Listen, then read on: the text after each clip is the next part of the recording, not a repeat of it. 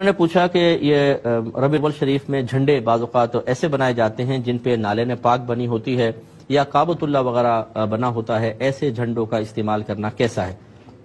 دیکھیں فی نفسی جھنڈا تو صحیح ہے۔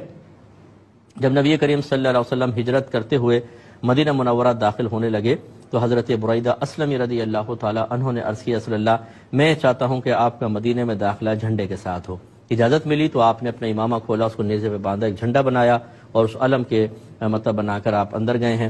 تو یہ جھنڈوں کا استعمال تو شرعاً صحیح ہے، لیکن ان پر کچھ بنانا یہ ہم اس کو منع کریں گے۔ وجہ اس کی یہ ہے کہ نالین پاک سرکار کی نالین اقدس کا یہ نقش ہوتا ہے، اگرچہ اصل نالین نہیں ہے لیکن مناسب نہیں ہے کہ وہ جھنڈے گر بھی جاتے ہیں، پیروں میں آ جاتے ہیں، بدتمیزیاں ہوتی ہیں۔ بعض لوگ ان مسئلوں کو نہیں سمجھتے، اس کی گہرائی نہیں سمجھتے، تو وہ آبجیکشن بہت ہی بد تہذیبی کے ساتھ کر دیتے ہیں کہ یار تم یہ ہمارے سروں پہ جوتیاں لہرا رہے ہو، معاذ اللہ ثم معاذ اللہ۔ اس طرح کے معاملات بہت دیکھے گئے ہیں۔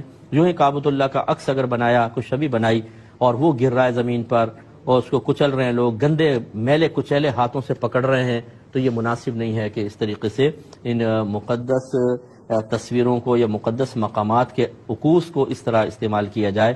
مشورہ یہ ہوگا کہ مطلب کہ کوئی نقش و نگار بنا لیں، پھول وغیرہ، جھنڈے سادہ رکھیں، یہ سب سے بیسٹ ہے، مشورہ ہے۔ لیکن میں یہ نہیں کہہ رہا ہوں کہ کوئی اگر کعبۃ اللہ کا تو بنائے گا یا کسی بزرگ کے مزار کی پکچر اس پہ بنائے گا تو وہ گناہ گار ہوگا، گناہ نہیں ہے، لیکن اس میں بے ادبی کا چونکہ شائبہ ہے، اس لیے ہمارا مشورہ ہوگا کہ اس طرح نہ بنایا جائے۔ ایک بہن نے کویسچن کیا کہ عید میلاد النبی پر کیک وغیرہ ہمارے ہاں بنائے جاتے ہیں اور اس میں کبھی گنبد اور مینار بناتے ہیں، پورا مزار کا کیک بنا لیتے ہیں اور پھر اس کو کاٹتے ہیں، اور اسی طریقے سے بعض اوقات کیک کے اوپر لکھا ہوتا ہے عید میلاد النبی مبارک وغیرہ اور پھر اس کو کاٹا جاتا ہے۔ کیا یہ صحیح ہے یا نہیں؟ دیکھیں اس میں دو چیزیں ہیں، ایک ہے کیک کا کاٹنا اور ایک ہے کہ اس طرح کی شبیہ بنا کر کاٹنا یا کیک پر لکھ کر پھر اس لکھے ہوئے کو کاٹنا، یہ دو الگ چیزیں ہیں۔ تو کیک جو ہے وہ کاٹنا تو شریعت نے کوئی منع نہیں کیا ہے، بشرطے کہ اس میں ریاکاری نہ ہو، اس میں دکھلاوا نہ ہو، اس میں انسان حد اعتدال سے نہ بڑھے، اس میں تفاخر نہ ہو، فخر کرنا نہ ہو، ورنہ پھر ان چیزوں کا کوئی فائدہ نہیں ہے، یہ الٹی قابل گرفت ہو جاتی ہیں۔ اور اگر اللہ کی رضا کی خاطر اور جیسے ہم عام کھانے وانا کھلاتے ہیں، چلیں لوگوں کو کیک کھلا دیا، کوئی حرج نہیں ہے۔ اب لکھنے کا معاملہ اور شبیہ کا وہ میں عرض کرتا ہوں، پہلے ایک کال لے لیتے ہیں۔ السلام علیکم۔ یہ کویسچن جو تھا ابھی میں عرض کر رہا تھا کہ دیکھیں کیک کاٹنا تو شرعاً جائز ہے، لیکن شبیہ بنا کر معاذ اللہ مزار کو پھر شہید کرنا، گنبد کو شہید کرنا، اسی طرح میلاد النبی لکھا ہو پھر نبی کے لفظ کو چاک کرنا، یہ سخت بے ادبی ہے۔ اس لیے سیدھا سادہ سا کیک بنائیں، اس پہ لکھیں کچھ نہیں، اور نہ اس طرح کی شبیہ بنا کے معاذ اللہ اس کو چاک کریں، یہ بالکل صحیح نہیں ہوگا۔ صرف سمجھانے کے عرض کر رہا ہوں، آپ کے والد صاحب کی تصویر لے کے کوئی کینچی سے دو ٹکڑے کر دیں، آنکھیں ادھر اور پاؤں ادھر، تو آپ کو برا محسوس ہوگا یا نہیں ہوگا؟ حالانکہ آپ کے والد کے ساتھ ایسا نہیں کیا، ان کی پکچر کے ساتھ کیا ہے، اسی طرح شبیہ کے ساتھ کریں گے تو یہ مناسب چیز نہیں ہے۔ یہ ہمیں شرم نہیں آتی نعرے لگاتے ہوئے غلامی رسول میں موت بھی قبول ہے؟ ہمیں پتہ ہے کہ جان تو دینی نہیں ہے، نعرہ لگانے میں کیا جاتا ہے؟ گلے پھاڑ پھاڑ کے نعرے لگاتے ہیں، یہ نعرہ کیوں نہیں لگاتے؟ غلامی رسول میں داڑھی بھی قبول ہے، غلامی رسول میں 5 وقت نماز باجماعت پڑھنا بھی قبول ہے، غلامی رسول میں لڑکیوں سے دوستی چھوڑ دینا بھی قبول ہے، غلامی رسول میں گناہ چھوڑ دینا بھی قبول ہے، غلامی رسول میں باول مسلمان بن جانا بھی قبول ہے، غلامی رسول میں علم دین سیکھنا بھی قبول ہے۔ نہیں، ہم نے عشق رسول کو ایک ڈرامہ بنا لیا ہے۔ معذرت کے ساتھ میں لفظ کہہ رہا ہوں، لیکن میں آپ کو سمجھاتا ہوں کہ میں کیا کہنا چاہتا ہوں۔ ہم نے ایک ڈرامہ بنا لیا ہے جس میں حقیقت نہیں ہوتی، سب اداکاریاں کر رہے ہوتے ہیں۔ ہم بھی جانتے ہیں یہ باپ نہیں ہے، یہ بیوی نہیں ہے، شوہر نہیں ہے، ہمیں پتہ ہے اداکاری کر رہے ہیں، انٹرٹینمنٹ ہے، چلو یار دیکھتے ہیں، ایک ڈرامے کی پوری قسط وار سیریل دیکھتے ہیں۔ ہم نے عشق رسول کو ایسا بنا دیا، ہم زبان سے کہتے ہیں ہم عاشق رسول ہیں، مجھے دیانتداری سے بتائیے جو عشق کا دعویٰ کرے، جو غلامی کا دعویٰ کرے اور پھر اپنے نبی کا کہنا نہ مانے، وہ عاشق ہو سکتا ہے؟ بولیے۔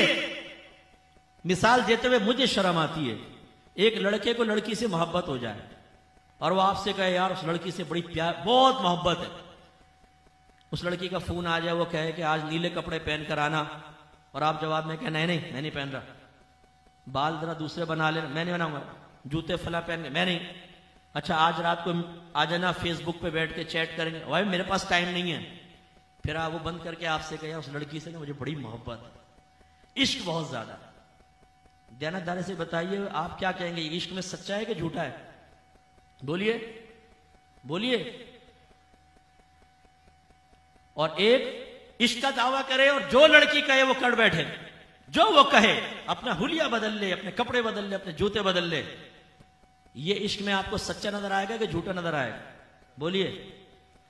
ایک ہے وہ کہے یار میں اس لڑکی کے عشق میں فنا ہو چکا ہوں، لیکن آپ کے ساتھ پیزے کھا رہا ہے، چکن ٹکے بوتلیں چڑھا رہا ہے، ڈکارے لے رہا ہے، ساری رات سو رہا ہے، کوئی غم نہیں۔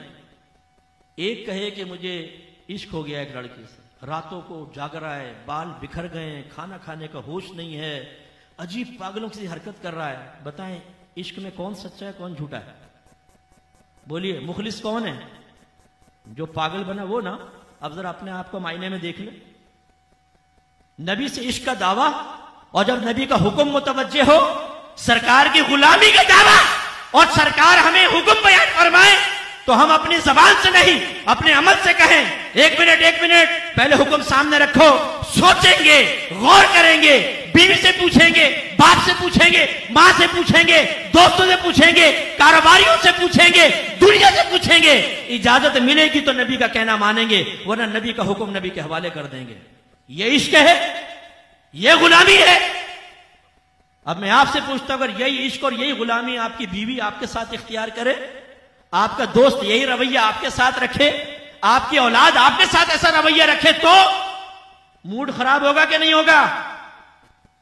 بیوی کو ساری نعمتیں دیں اور پھر آپ سنیں وہ کسی سے فون پر آپ کے دشمن سے بات کرتے ہوئے کہہ رہی ہو کمبخت مرتا بھی نہیں ہے، میں تو بیزار آ گئی ہوں، آپ کہیں کھانا بنا دے میرے پاس ٹائم نہیں ہے، پانی پلا دے میرے پاس ٹائم نہیں ہے، چائے بنا دے خود اٹھ کے بناؤ میری بھی بنا کر لے آؤ۔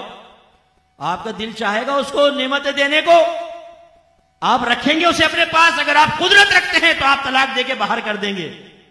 لیکن ہم نے کیا کیا ہوا ہے؟ نبی سے محبت کا دعویٰ، عشق کا دعویٰ، غلامی کا دعویٰ، اور پھر اللہ کے نبی کچھ حکم بیان فرمائے تو چہرے بگڑ جائیں، موڈ آف ہو جائے، کھائے پیئے نبی کا، نعرے تو لگائیں کون کھلاتا ہے؟ ہم تو نبی کا کھا رہے ہیں بھائی، جس کا کھا رہے ہیں اس کے گن گا رہے ہیں۔ تو بھائی اصول تو یہ جس کا کھا رہے ہیں اس کا کہنا بھی مانا جاتا ہے۔ ماں باپ کا کھاتے ہیں تو اس کا کہنا مانتے ہیں، بیوی شوہر کا کھاتی ہے تو کہنا مانتی ہے، آپ اپنے افسر کا کھاتے ہیں تو افسر کا کہنا مانتے ہیں، نبی کا کھا رہے ہیں تو نبی کے احکام بوجھ کیوں محسوس ہو رہے ہیں؟ اپنے آپ سے سوال کریں، آئینے کے سامنے کھڑے ہو کر سوال کریں، اور پھر ہمیں بتائیں کہ ہم یہ غلط کہہ رہے ہیں کہ ہم نے عشق رسول کو ایک ڈرامے کی طرح بنا لیا ہے کہ ظاہر کچھ ہے اور باطن کچھ ہے۔ میں آپ سے ایک دائرہ ادب میں رہ کے کوشچن کرتا ہوں، مجھے کوئی ایک جواب دے دے۔